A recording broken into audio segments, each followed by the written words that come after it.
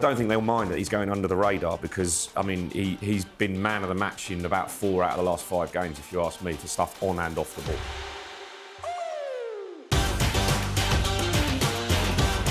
Chelsea have been quietly going about their business this season, but at Tottenham on Sunday, they edged a 7-goal thriller and battled back from being 2 goals down to show the rest of the Premier League that not only have they got the skill, they've got the grit, determination and character to battle back and pick up the points when it really matters. And of course, to do that, they need a bit of tactical nous as well. And one man who's got tactical nous in spades is Sun Sports tactical guru, Dean Scoggins. Dino, as always, you have got 5 tactical things that fans may not have noticed from that despairing defeat for you at your beloved Tottenham on Sunday. Yeah, it was a bit of a hard watch, but taking the Tottenham hat off and putting the tactical one back on, there was a lot for us to get into. The first thing, the double Enzo. Not just one Enzo, 2 Enzos, but Fernandez is the real key for Maresca. £100 million player, don't forget.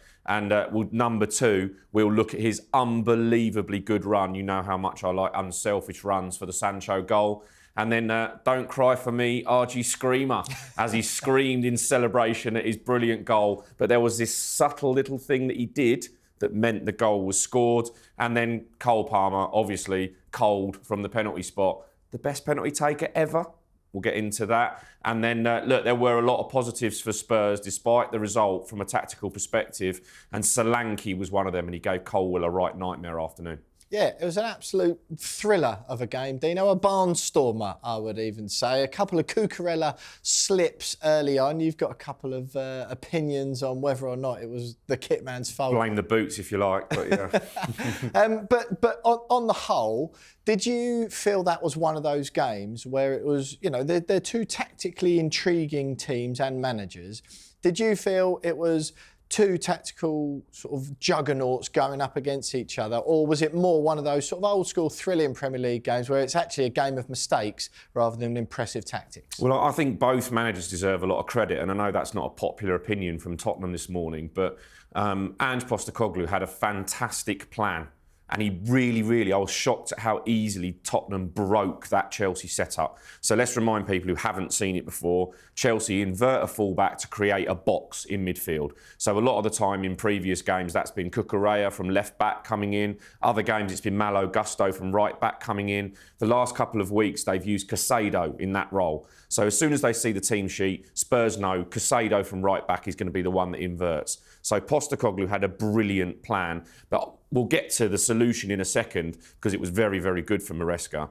But what Spurs did is had a line of 4. So Solanke's the one pressing. Solanke's a brilliant presser because he knows which way to force the ball. If there's only one Chelsea player one side, he forces the ball that way, which puts you under pressure. Then we've got Son putting Badiashile under pressure. We've got Johnson putting Cucurella under pressure. And then we've got Sarr picking up Caicedo, who's the inverted player, and then Kulusevski picking up Lavia. And then every time the ball came into midfield, Spurs nicked it. Yeah. And they were setting that little trap, and Chelsea were all over the place. Sanchez was all over the place, and Chelsea didn't have that out ball at all, including the one to Nicholas Jackson where he comes in that pocket that we've talked about. Basuma cut that off.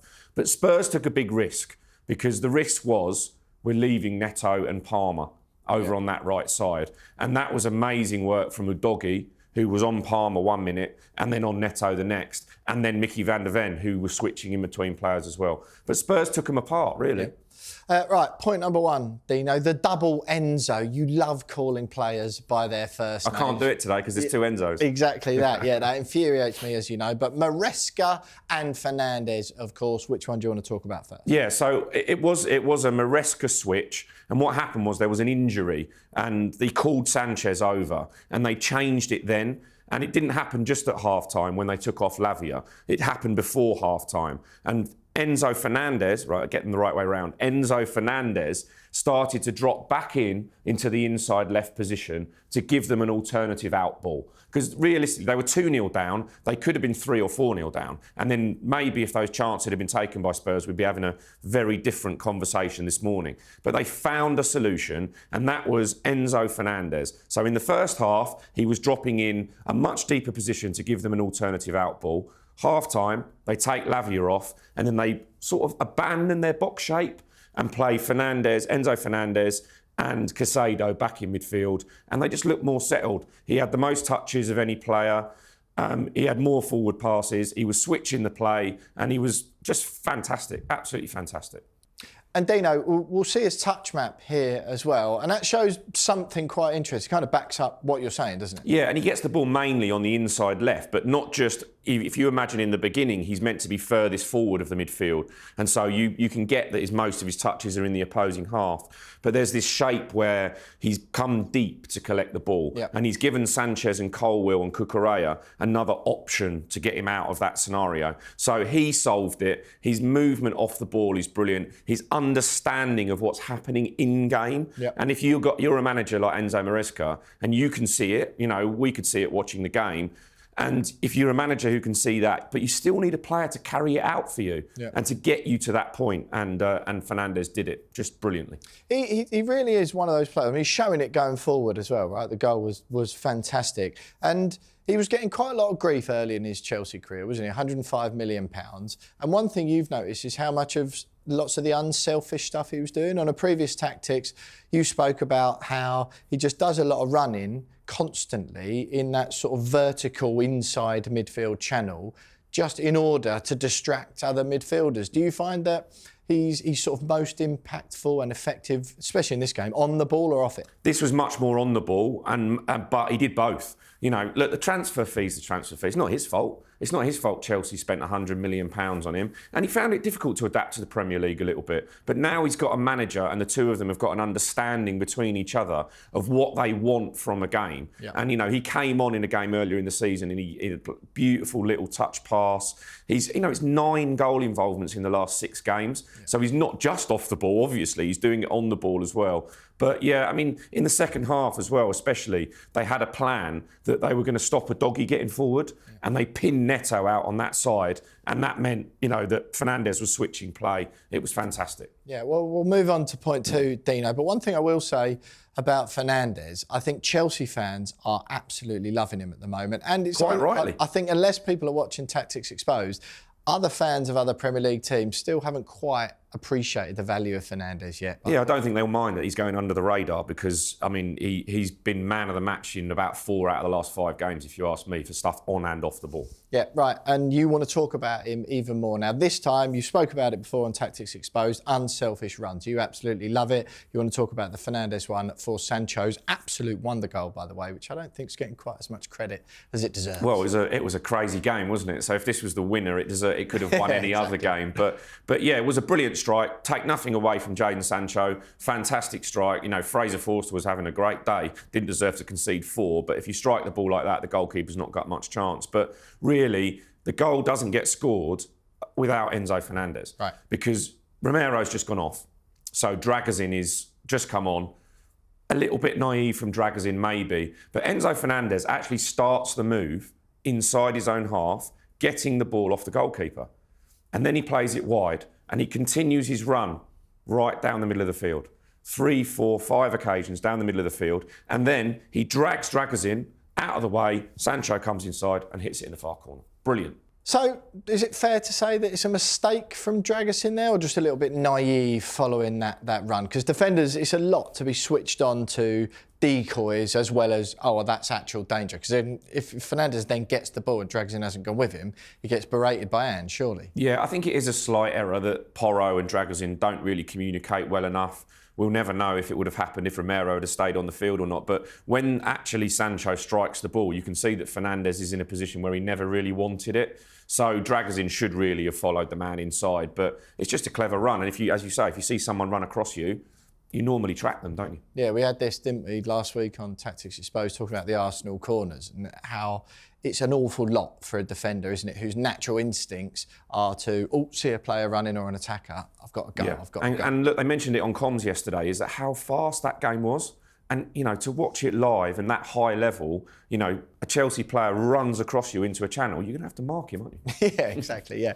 Right, don't cry for me, RG Screamer. This is about week 5 now where you're trying to lure me into doing any more singing. I appreciate Christmas is coming up. But yeah, Enzo Fernandez and his goal, talk some more. Yeah, I associate this part with a Berbatov or an Eric Cantona, Teddy Sheringham type of player, where everybody's running in one direction and that player knows when to stop. Yeah. And when that player stops, the space comes to him because everybody else goes away. And so not only has Enzo Fernandez played the passes, switched the play, made the unselfish run, joined play together for Chelsea, then when he sees play go all in one direction, because Tottenham quite rightly are attracted to Cole Palmer on the ball, Fernandez thinks, I'll stop, I'll wait. The space will come to me. And there's a shot just before the ball gets deflected to him. Spurs are a bit unlucky there from Palmer's cross. It gets deflected to him, but he earns that luck, Enzo Fernandez, because he waits for the space and he can see it all in front of him. And it's just game intelligence of a really, really high level. Yeah, it's kind of polar opposite, isn't it, to Solanke's goal. We were talking before, and what a goal. I was so impressed with that. And the run of Solanke, you highlighted it. The run inside, he sort of hovers behind the defender until right at the last minute when it's almost telepathic. They're obviously doing it in training, him and Brennan Johnson so much. But he gets there and then increases his speed. Yeah. It's the sort of the polar opposite to what Lampard and Gerrard used to do, steaming into the box to get the end of stuff. Where Fernandez, like you say, it's the pace of his run, just slows down because no one else is thinking about him. They're just thinking about where the ball is. And you just, it all opens up. And Timo Werner and Pedro Porro are the defenders and they get sucked back into the penalty area. Yep. And, and Fernandez just allows them to go and thinks, well, and there's 2 reasons for it as well. One is obviously the goal and the attacking element, but there's also the other element of if they lose the ball, he's the man who can mop it up afterwards. So it's really high level, real high game intelligence. And also we should give a hat tip to Nicholas Jackson here for stopping Fernandez getting booked because he held his shirt on. And it's, quite, excitement, the shirt's coming off. Jackson held his shirt on, stopped him getting booked. Might save him a suspension, that. Yeah, exactly. And as well, it just sort of gives him the out, doesn't it? Absolutely. To get a booking that probably helps Chelsea a little bit more later in the game. No, I do like that. It's just awareness, isn't it? Particularly, you've got to be aware as well of players over his shoulder. It's very impressive. Right, Cole Palmer. Now, I'm not quite sure about this. You've said he's the best penalty taker ever. You did put a question mark on the notes, to be fair, but knowing you as I do, it feels like you think that he is. Well, you look at him when he did an Instagram interview and he was asking Messi, they're asking him Messi or Ronaldo and, Beckham or Scholes and different questions. And then they asked him, who would you choose to take a penalty for your life? And he said himself. And quite frankly, if it's one for me, I'll get him to take it as well, please. Because it's just, he's 12 in 12 in the Premier League. It's the most penalties, 100% record that's ever been. He's overtaken the likes of Letitia and Shearer and those players you'd really associate. I think it was Yaya Toure, who also had a very, very high record. Amazing. He scored them all for England. You'd have to ask him how many years it's been since he missed one. But it's just so good. And the reason it's so good is because the run-up's always the same. Yeah. So the goalkeeper's got no idea. Yeah. No idea whatsoever. Doesn't give him a clue, strikes the ball. And I also think, and this is in the nicest possible way, he's not under any pressure because his brain doesn't work like that. Yeah. He's just, and the whole, Cole Palmer, he doesn't think what happens if I'm going to miss it. No. He's just going to score. Yeah. He doesn't seem to get in his head. I often find that with Harry Kane as well. When Harry Kane approaches a penalty, he looks exactly the same from the moment he starts his run-up to the moment his foot connects with the ball at whatever pace it's going, whatever corner it's going in, or down the middle. Exactly that. And it's not, it's not luck. Let's give the guy or the good penalty takers an enormous amount of credit. There's quite a lot of people behind that goal. There's quite a lot of pressure going on. Fraser Forster's not a small guy, no. And yet he's not looking at him. He's looking at the ball. His angle of his run up is the same every time. And as you say, the foot position of his right foot that he plants is the same for the ball that he puts in the corner as it was for the Panenka. Yeah, and as well, when you're hitting the ball at that much pace, that's the key, isn't it? I always find with Kane, you see a lot of the time a goalkeeper might go the right way, but chances are it's going in, because it's the ability to place your right foot the same, and then in the time that because obviously then your body has to do different stuff after your foot's planted, but in the time it would take a goalkeeper to read it, they're hitting the ball with such pace that it doesn't matter even if they can see any little signs. So it's a split second, and they're whacking it with such pace and accuracy that it's in before they've had a chance to absolutely. think of it. And goalkeepers will have done all the research, and his graphic is the reason. It's another reason it's so difficult to save them from him is because he just goes anywhere. Yeah. He just makes his mind up. Right, I'm going to put it here. And, look, there was the cheeky element of the Panenka's great, because Forster's thinking, I've got to go early because otherwise I'm going to get nowhere near it. And then Palmer's I've done him. Exactly that. There's always that as well. Whenever players take a penalty a second time in a game, there's always that, will he go the same way or different? So I always going, blast it down the middle. Blast it. I know he didn't blast it, but... Best penalty taker ever. Look, I'd like to see one better. Yeah. Do you think he's the sort of player, Palmer, if he misses one, he strikes me as a sort of player, if he misses one, he just shrugs and it's like it never happened and he'll just crack on next time. Maybe we'll see if he misses one. Yeah. Right, final point, Dino. Levi Colwill, we spoke about him before, but you did want to talk about one good thing that Tottenham did, Dominic Solanke in particular. We've spoken before on Tactics Exposed about Colwill and how effective he is, how he's often has the most touches of any Chelsea player on the pitch, and with those direct passes through the middle to the players in the attacking positions, either Jackson coming in deep or Cole Palmer, just so Chelsea have got that bit quicker time. He surveys things, then he gets it into the danger area. Solanke, though, stopped Colwill from doing that on the whole. He really did. He didn't deserve to be on the losing side. It wasn't just the only thing Spurs did right, let's be fair. Spurs had a very good start to the game and should have been out of sight, quite frankly. But credit Chelsea for changing it up. So that's another reason why Spurs broke that box midfield that we talked about. And as I said, Enzo Fernandez solved it. But Solanke knows where he's going to go, and his pressing is what it's all about. He leads from the front and he knows where they're going to be. And he pushes players in one direction. If he knows that there's 3 Tottenham players one side, he'll force the play that way. Yep. If he knows it's the other way, he goes the other way. He gave Colwill a nightmare. He gave Badiashile a nightmare off the ball, and that's what sprung Spurs forwards on all those early attacks. But we should talk about the goal as well, because that run is just sensational. Yeah, I might have sort of stolen the march on that earlier in the show. You mentioned the brilliant finish in the telepathy, can I say that word? Between Johnson and Solanke. But for me, it's about the run. And look, again, you're going to get fed up of this with me talking about runs off the ball and how clever and how important it is. But it's such a vital part of the game. And if you watch from behind, Solanke, the ball goes wide after Cucurella slips and Johnson nicks it. And Solanke looks to his left and he thinks, I'm taking Colwill that way. Colwill looks over his shoulder and he's got to follow Solanke because if the ball comes across, he's got to block the cross.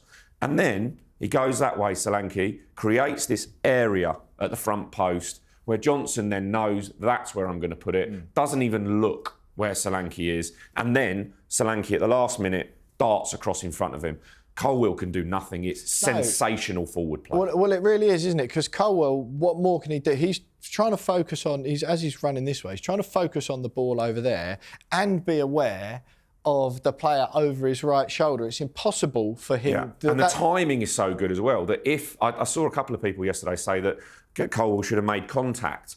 But the timing from Solanke was so good. If he makes contact, it's a penalty and probably a red as well. But him and Johnson, Solanke must do that in training, mustn't they? Because there was not enough time. It wasn't like Johnson's put the ball in, then Solanke judged it. It was bang, bang, I'm gone, almost at the same time the ball come in. That must be a training ground. But that's the Ange tactic. That is Ange ball for what people who like to use that phrase. It is balls in those inside channels and fast crosses. Yeah. And so they'll do that all the time. And it was brilliant. It was absolutely brilliant. And actually, if there'd have been a better delivery to him from Son on the one later on, he would have scored again from a similar outward, inward dart. And it's a zigzag run or a big curved run, however you want to look at it. And for a defender, Colwill will be having nightmares about him from the press and from the run. Just to wrap up while we're on this Solanke point, Dino, Marc Cucurella doing these ones as he's on the way over to blame the kit man after flicking his hair as well. Yeah. After one of his slips, his second of the game, led to a Tottenham goal. But you think that was more Tottenham's press, which included Solanke, rather than Cucurella having his Astros on. Yeah, I mean, he did have long studs on. He had. I saw one of the pictures where he had long studs on, and it actually, what happened was he put his foot down on the outside of his boot, and therefore he slipped. And that was because he was under pressure. Yeah.